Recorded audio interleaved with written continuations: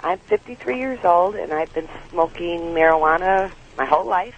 I'm a member of Normal, and I don't have a problem with it. It's my Prozac. It's my it helps me in my daily life. I smoke it every day, and I'm a homeowner. I'm a mother.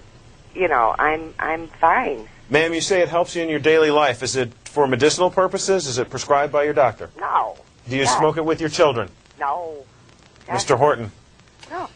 Well, again, if you look at the science behind why marijuana is illegal, you are, if you have been smoking marijuana for a number of years, you're at increased risk for some respiratory problems. There is lowered immunity in the short and the medium term. I would encourage you to go to either the FDA website or the White House drugpolicy.gov website and look at the various risks that smoking marijuana entails. It is not simply like tobacco.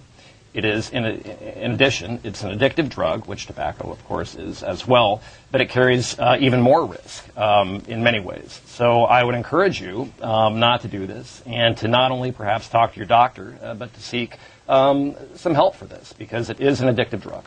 Next up is Marathon, Florida, on our line for Republicans. Good morning. Good morning. Go ahead, sir. I would encourage Mr. Horton to get some help. You know, for years and years and years, you come out with all of these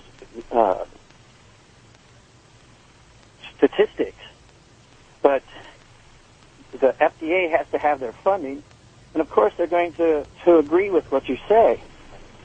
So many people have proven you wrong.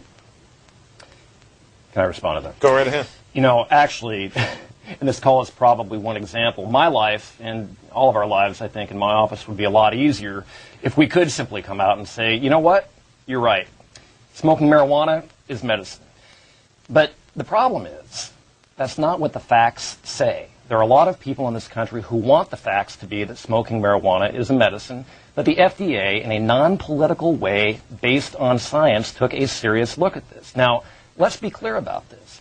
If you go to your doctor and you say, you know what, I'm really in terrible pain, when that doctor considers prescribing an opiate, he doesn't say, you know, I think you should smoke some opium.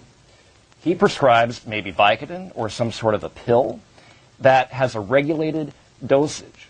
Now, there may be components of marijuana. In fact, a recent study in 1999 indicated, and we agree, that there may be some components of marijuana that can be extracted in pill or other form. But one of the biggest problems with medical marijuana is that in this country, where we have the most advanced system of medicine in the history of mankind, we don't smoke our medicines because of the increased risk that has. Burlingame, California, on our line for Independence. Good morning. Yes, this is Tom. Hi, Tom. I'm concerned that Mr. Horton's getting paid by some Republicans that are not giving him the facts, and he's just spouting what he's paid to spout, whereas Mr. Pierre believes in what he's talking about. He's spent time with people who've suffered and know that marijuana brings them relief. Any response from Mr. Horton? Well, rest assured, I do believe in what I'm saying. I know that Mr. St. Pierre does as well. We're on opposite sides of the ideological aisle on this. But, you know, the reason that I believe this is because I've looked at the science. Look, I'm actually, in reference to an earlier comment that was made, I came to D.C. fairly recently. I'm actually from Oregon. I spent a lot of time as a prosecutor, and one of the things we do have in Oregon is medical marijuana. I had an opportunity to take a look at both sides of this. Look, we've got a medical system in this country that I think is very good, and it's very important that we be very compassionate about helping people get pain relief. But it's not truly compassionate to tell somebody that something that can harm them in the short to medium term, and certainly in the long term, is a medicine when the science indicates that it's not. Well, I think at this juncture, it sort of sounds absurd when Americans have a plethora of ads pushed to them every night through popular medium with all of these side effects, which are many, many times worse than anything associated with marijuana. So it's the common sense of the people that clearly is speaking here today and around the country and maybe Tuesday at the ballot box, because they're able to make this delineation in a country where 400,000 drugs are available. There are 11,500 plus studies on marijuana. It's arguably been studied more than the atom. So people at this point have made their minds up regarding whether it's really harmful or not for them. The Colorado Attorney General criticizes backers of this measure, quote, saying it's an irresponsible and inaccurate message that legalizing marijuana will make Colorado a safer place. What's your response to that? Well, I guess the reason why the argument is, from our point of view, that it makes it safer is because what happens is 1/3 of people between the age of 18 and 25, despite 70 years of prohibition, use marijuana. Many of those people, when they don't have access to marijuana, they binge drink. And when they binge drink, the problems associated with that are magnitude. We all know the problems associated with it. And so the argument in a state like Colorado that has seen a lot of problems at the University of Colorado and other places with drinking is that if individuals have access to marijuana, they will not binge drink and just use marijuana in moderation, where, as an earlier caller described, the person might laugh a lot. Let me respond to that if I could. You know, what we should not do is take one problem that is bad and then add another problem and make it worse. One thing that I think Alan and I agree on is that alcohol can lead to problems. It can lead to addiction, it can lead to dependence, it can lead to over-drinking, can certainly lead to death. But take a look at the numbers. There are about 126 million alcohol users in this country.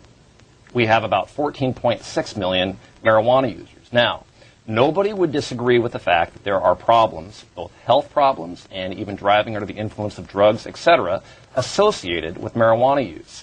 Do we want to increase, if we want to treat marijuana the same as we treat alcohol, and if we think about the risk of that involving a nearly ninefold increase in marijuana users in this country, is that truly the approach we want to take in this country? Yeah, well, I think by regulating and controlling it, we can then get the benefits of regulation. San Diego, California, on our line for Republicans. You're on the Washington Journal. Good morning. I just want to say to Mr. Horton, I consider myself a Goldwater Republican. I thought that Republicans wanted government out of people's lives. What you are doing, sir, I must tell you, is getting government in our lives from a federal level. I think money would be better spent on people like you to do something at the federal level, like maybe go over to Iraq and help finish off this war instead of worrying what someone's doing in their house smoking pot. Now, I don't smoke that stuff, and I don't even drink anymore. But I tell you what, I've been to parties where people are smoking marijuana. I never saw one fight break out. I go downtown here to San Diego, people are drinking and they're fighting each other. They're getting in accidents. I'd much rather see somebody smoke a marijuana cigarette than drink a bottle of Bacardi 151 or a bottle of tequila. John Horton. Well, I'm not quite sure what the question was there, but let me respond to part of that. If you go to treatment centers, drug treatment centers around this country, and as I have in this job, and if you ask people who are there for a problem with cocaine, with heroin, with methamphetamine, whatever it might be, what did you start out with? Now, alcohol and cigarettes are certainly going to be a part of this. I'm preempting my opponent's comments. But you are universally going to see the vast majority of people will say that they started out their illegal drug use with marijuana. What we want to see in this country is we want to see drug use go down because of the social problems that are affiliated with it, especially for youth. We've succeeded in seeing a 19% decline in drug use in this country among teenagers over the last 3 years. We all win when that trend continues. Our last call comes from Sedona, Arizona, on our line for Democrats. Good morning. Sedona? Yes, I'm here. Go ahead. Can you hear me? Yes, ma'am. Speak up. Go ahead. Okay. I just think that, the previous caller just took my thunder, but, They always do. I have 4 sons, and believe me, I'd rather see them smoke marijuana over drinking alcohol any day. Any day. I see what alcohol does to kids and how dangerous it is for them to be driving under the influence. When they drink, it changes their whole personality. When they smoke pot, maybe they get mellow. What is the crime in that? Alan St. Pierre.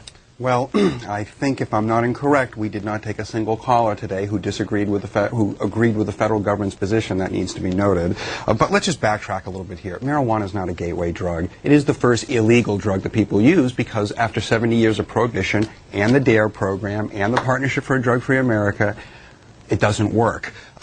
People are in treatment for marijuana not because they want to go there for marijuana, Mr. Horton. As you well know, we have things called drug courts today. And when you go to the drug court, they give you a choice, a Hobson's choice, between going to treatment or going to jail. I, of course, like you, would go to treatment. So it's a very false set of data to put out here that people are going to treatment for marijuana. It just simply isn't the case.